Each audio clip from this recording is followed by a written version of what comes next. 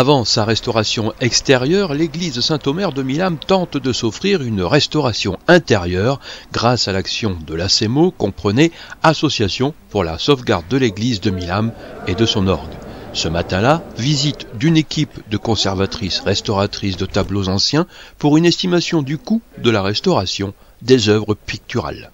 On est venu pour voir des tableaux qui sont conservés dans l'église de Milham, dans l'idée de leur future restauration, donc d'établir des devis qui vont décrire leur état de conservation, leur état d'altération et prévoir les opérations nécessaires pour leur mise en état de conservation et de présentation. Durant toute la matinée, une dizaine de tableaux grand format va être auscultés d'aussi près que possible.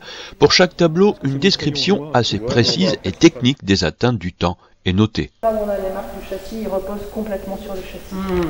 L'idée est de pouvoir les observer, s'approcher de la matière pour essayer déjà de la connaître, savoir si c'est une toile, un support bois, s'il y a un châssis ou pas, quel est l'état de ces éléments constitutifs, et de voir les altérations qu'on peut remarquer, les origines éventuelles des altérations.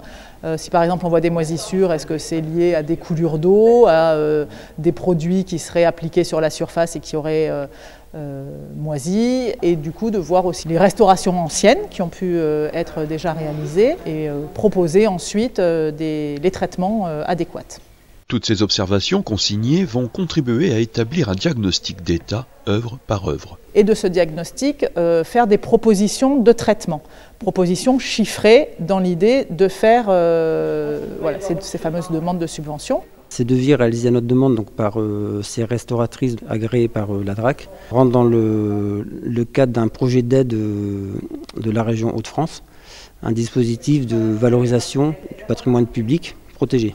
Cette demande de subvention doit encore passer par différentes étapes, celle-ci est la première, mais elle sera déterminante pour la suite du projet puisqu'elle va aider à déterminer les urgences des travaux à réaliser. On a vu en fait une dizaine d'œuvres. Restaurer les 10 œuvres en même temps, c'est un coût et une quantité de travail très importante, donc ce n'est pas forcément envisageable dans la réalité. Donc l'idée sera effectivement, suite à notre examen et aux conclusions qu'on pourra en tirer, d'établir des priorités en termes de conservation, savoir quelles œuvres sont les plus en danger, sur lesquelles il faut vraiment axer une restauration ou en tout cas une mise en état de conservation rapide pour éviter que ça s'altère davantage. Picturale assez fine, avec des jeux de transparence. Le plus difficile n'est pas de remplir le dossier de demande de subvention, mais bien de choisir là où les œuvres qui pourraient être prioritaires en tenant compte du budget rassemblé. C'est vrai que le rêve serait de tout faire, mais bon, je pense que ça va être compliqué, sauf un mécène très généreux.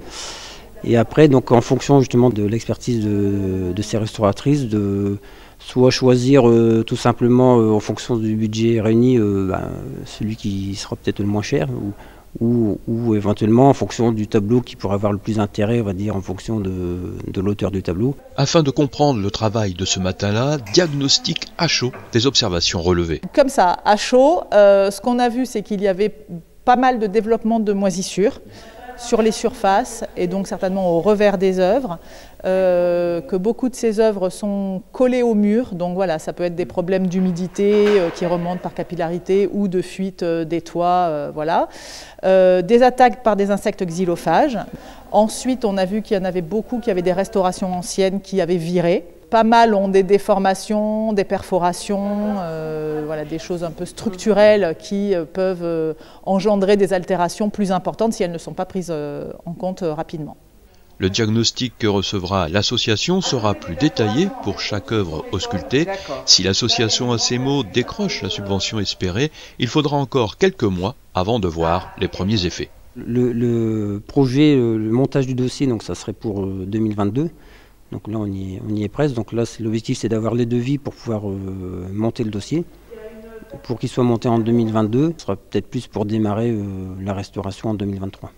Il reste aux membres de l'ACEMO à méditer la pensée de Tolstoï selon laquelle les grandes réalisations prennent du temps et qu'il n'y a pas de succès du jour au lendemain.